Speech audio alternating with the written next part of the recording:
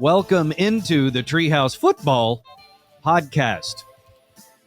This is episode number 5, and I have one very big important question after witnessing, not just watching, but witnessing the outright domination of our Dallas Cowboys on Sunday night against the 49ers. Is it too late to switch this to a baseball podcast? And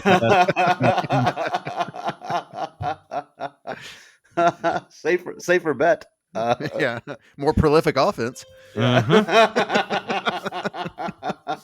I was cold-hearted when you sent that text to us the other day, Trey.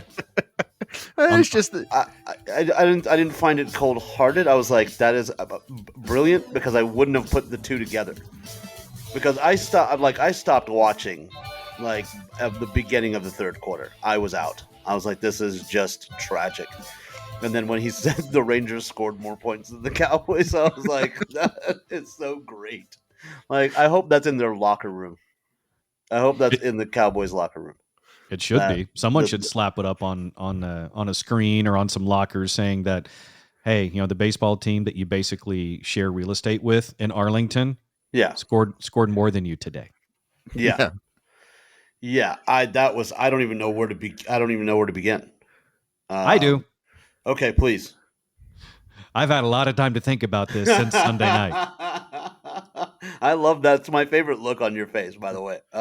You have many looks in many emotions, and that's my favorite one. Where you're like, I got this. I'll take it from here. Go ahead. Yeah, I've got it. So, what we witnessed on Sunday night, Cowboys versus 49ers, was the 49ers took the Cowboys into their red room and proceeded to dominate them like Christian Grey on Anastasia Steele in front of a national television audience, actually an international television audience. Yeah. In front of the world, the 49ers showed us, and not just us, but the Cowboys themselves, who they are. Yeah. I like your analogy. I just don't think it goes far enough, because there was at least some civility and respect between Christian Grey and Anastasia. The 49ers made the Cowboys lick their boots. This is accurate. My previous analogy, my previous metaphor was more of a romantic one. Yeah. Gotcha. In reality, it's closer to the photo I posted first thing Monday morning, which is the 49ers were the Gimp and the Cowboys were Marcellus Wiley. No, you mean the Cowboys were the Gimp. And it's Marcellus Wallace. Marcellus Wallace. Sorry, I was thinking about the old Dallas Cowboy. It might as well be. I'm just the 49ers were the Gimp, and the Cowboys Okay. were Marcellus Wallace. I got you. Yeah. Geez, I didn't have words. Like, it was the worst. I don't even understand what's the mindset? Like, what was there? Did nobody talk to each other at halftime? Were no adjustments made? Nobody shared a thought? Nobody had a team speech? Nobody had a pep talk? Nothing? By halftime, there was nothing that any speech. Newt Rockne was not going to motivate them to come back and win that game, because when you get pantsed like that on national television, there's nothing you can do. You are just exposed. And that's exactly what the 49ers did to the Cowboys. They pantsed them on the field in front of everybody. And at that point, their pants are already around their ankles. Cowboys were exposed, and there's nothing they could really do about it. Okay, so we know my through my stand-up, we know my my high school football experience, and yours was very, and both of yours very different. You actually played.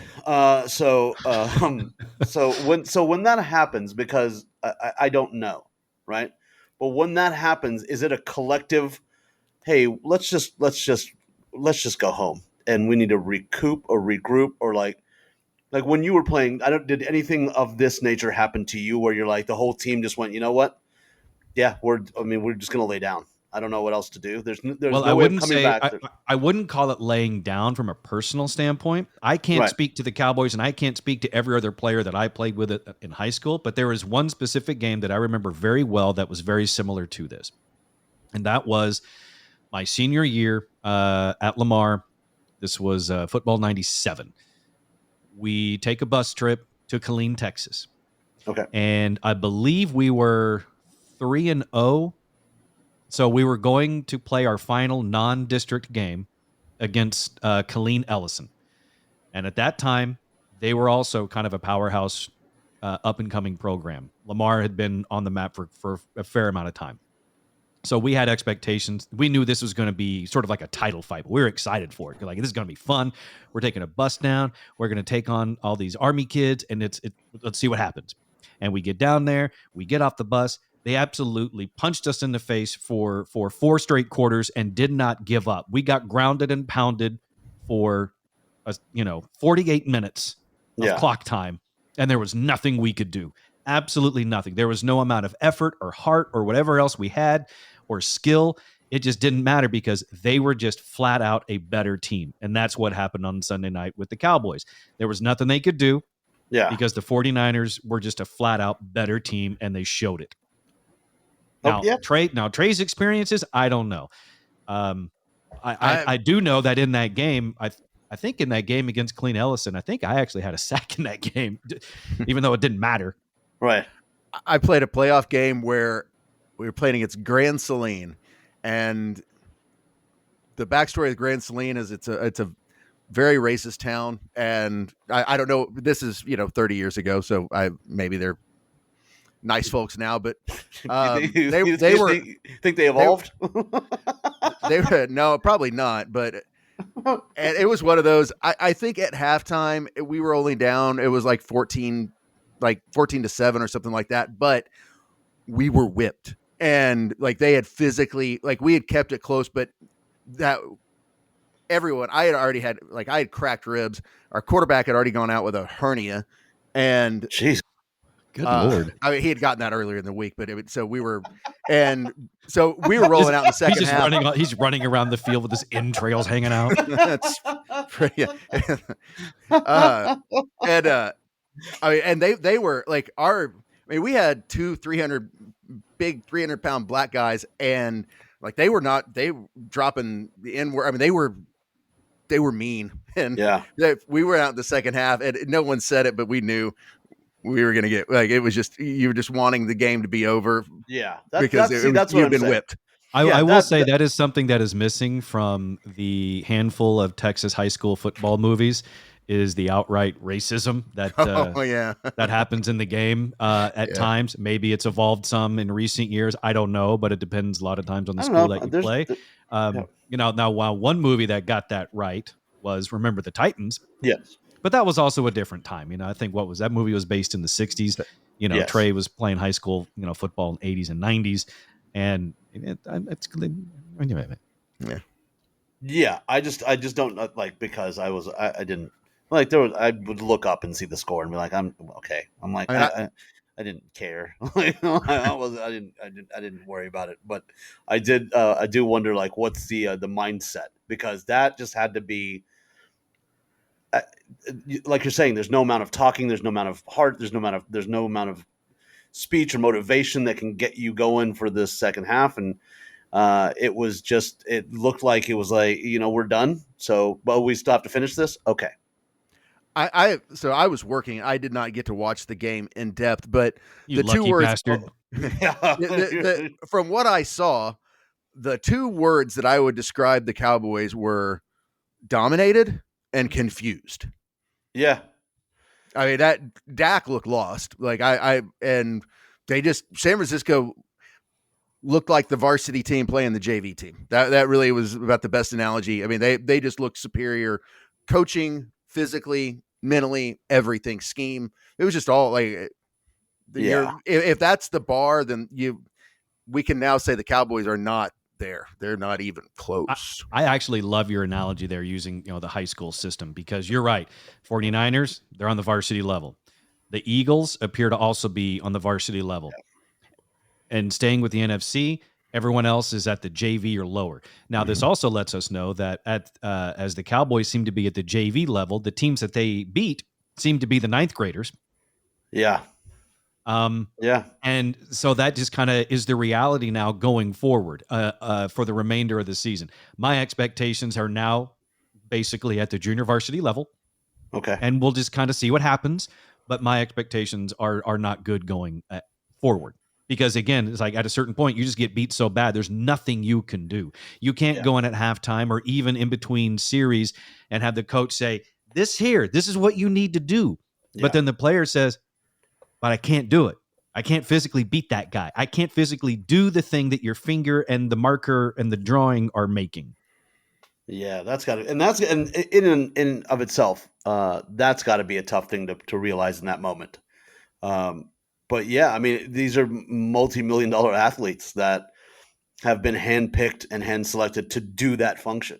So I don't know if I can agree with that, right? If you go, I can't do that, but that's why I pay you, and that's why I picked you over all those other guys to do this. And if that, I don't know what's the motivation, right? I don't know what it is. Like if you're getting all the millions, you're getting all the accolades, you're on one of the quote most prestigious teams as far as marketing wise and sellability. If that's not doing it for, like, I don't know what that. Then I don't know what will. Like, what's the motivation is eventually the team tells you, if you can't get this job done, we will bring somebody else in that can. Yeah, that's why I've never understood this as well. So and I all think the millions and all the marketing and all that stuff will go away. Yeah, and I think, Dan, you and I have talked about this before, where I'm like, I don't understand the sense of urgency at the end of a game, right? Like when people are like, well, they're down by 9, and then they just start playing lights out. And I'm like, what were you guys doing before this? And that didn't even seem to be even in the same building the other night for the Cowboys. Like there was no let's play lights out. I know we're gonna lose, but let's just show that we're playing. It was just like, all right, what do you want to do to us now? I don't know that. And like I said, I didn't get to watch the full game, but in that game, and I realize it's a snapshot, so it's easy to be, to really overreact, but I didn't see any Cowboys players that I would take over their San Francisco counterpart. Right. Fair. I mean, they just, San Francisco just looks superior everywhere. Yeah, that is just that was brutal. That was hard to watch. That was really hard to watch. Seeing what we came off of the week before, and now I want that reporter to ask Dak that same question again. I hope he asks him that same question about what it was like leaving the locker room when that happened, and that, oh well, you wanted to piss me off this week. Well, I'm glad you did. I'm like, okay, well, it didn't seem to work, or it got in your head. One of the two. Or it got in your head and you're like, this is what they did to us last year. This was a potential of them it happening this year. And that started swirling around in your head, and it started affecting everybody around you because you're the leader of that team. And that's where it all fell apart because that rests on his shoulders. It is the worst loss in 10 years for the Cowboys. And you know what? The bar is really, really low the rest of the way. So now you can just kind of sit back and just go like, hey, whatever happens, we're not going to be as good. We're not winning the Super Bowl this year unless some major things occur. Yeah. So any sort of pressure that you might feel as a fan with expectations of thinking, all right, this could be our year. It's like, it hasn't been our year for like 27, 28 years. And it doesn't appear like this year is going to be any different.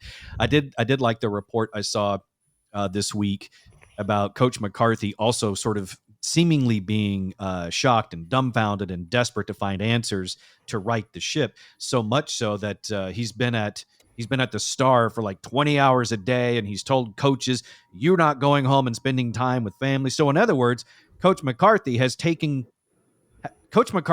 to have taken the coaching staff hostage in order to try to find a way to fix the season. Okay, and I hope that that's optics, right? That's what that's for. That's optics. If you couldn't figure out that's your job. If you couldn't figure out the adjustments at that halftime to even try to remotely do anything, you staying up there. It's like Chad Johnson or Chad Ochocinco back then when he would live during the season. He would live in the training facility, like he wouldn't go home. And I'm like, that's a great story. But if you're not doing anything, then it's just that. I mean, I know at this point you have to wonder, what is Coach McCarthy looking for in repeated viewings of that film? Because at a certain point, it just looks like a sports snuff film.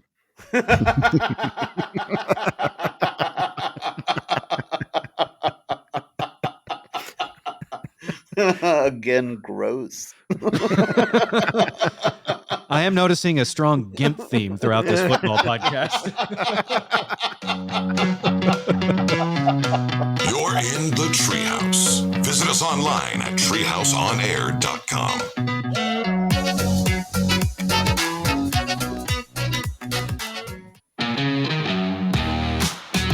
You're listening to the Treehouse. Visit us online at treehouseonair.com.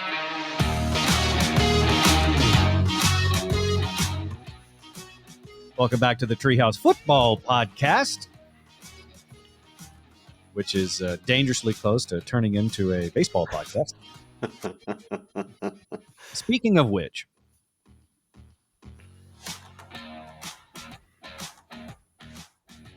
possibly the unlikeliest of motivational heroes I've ever witnessed as a sports fan is Creed taking the Rangers higher.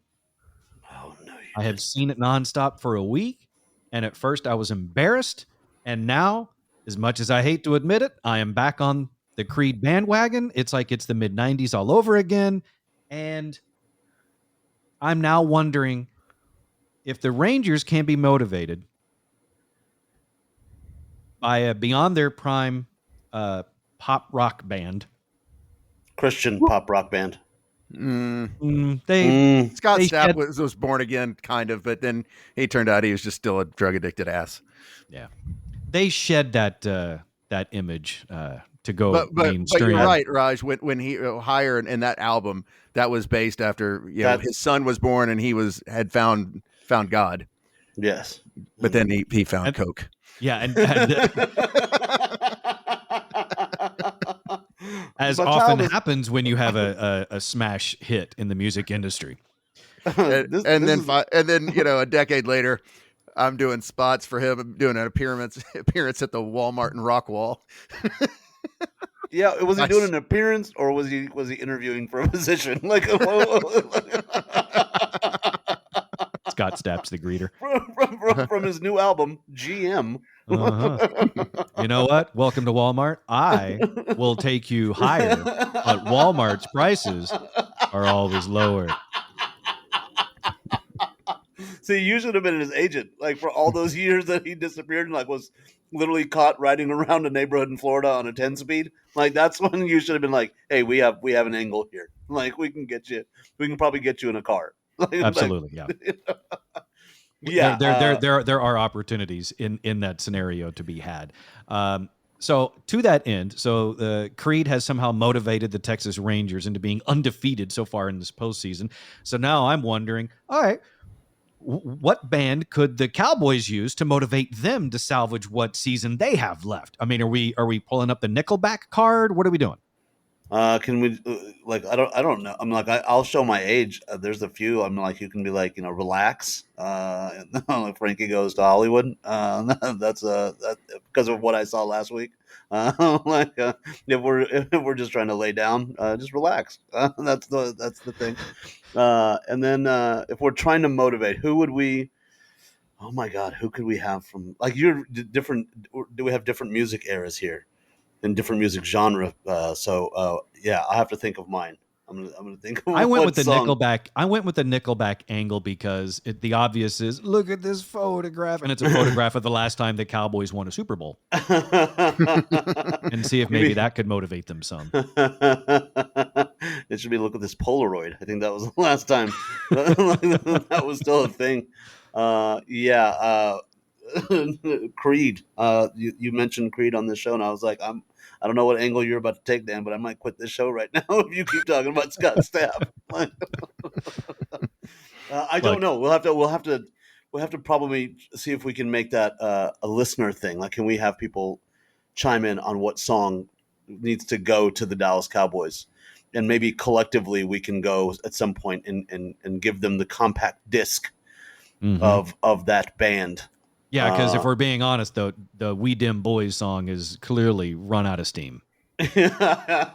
After Sunday, I think they should get their inspiration from ABBA. and just come out there and go LeMay and do Dancing Queen.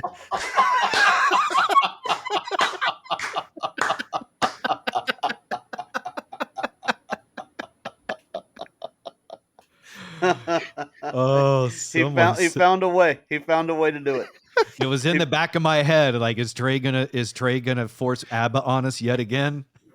I don't know what that band did to you, but the love you have for them, I don't understand. Like, but it oddly works because I can see it. I'm like, if that's what you're gonna come, or I mean, let's just go.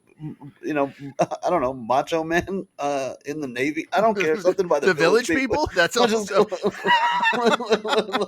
Let's just go with them. Don't knock it. I could see Jerry Jones spinning that into some creative marketing. You know, Dak Prescott's the cowboy. Tyron Smith is the cop. You can't have an Indian these days unless it's an actual Native American, so they're out on that one. McCarthy's got to be the construction guy. Yeah, that's for sure.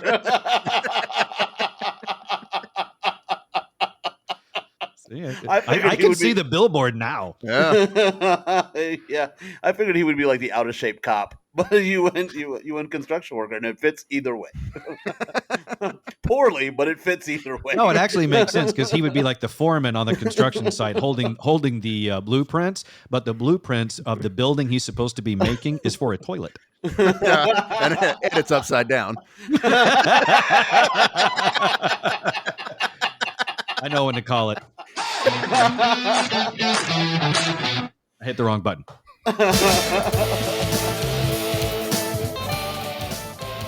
I say let's just take this opportunity to put this 49ers loss behind us and move forward onto the next game that we can complain about as Cowboys fans. Yeah. And look forward to see what the Texas Rangers continue to do in this postseason. I'm excited again to be a Rangers fan. Yay. Yeah. Yeah. Trey, I'm also sorry about your Longhorns. Oh, that's okay. That's He kind of predicted it the week before, though. Sadly, when the final drive started for OU and Texas rushed 3 people, I was like, I've seen this movie before. I know how it ends, and I went to work. You've been on the ship named Disappointment before. Captained it. We'll see you next time on the Treehouse Football Podcast. The next episode out of the Treehouse will be Treehouse Friday, releasing on Friday. See you next time in the Treehouse. See ya.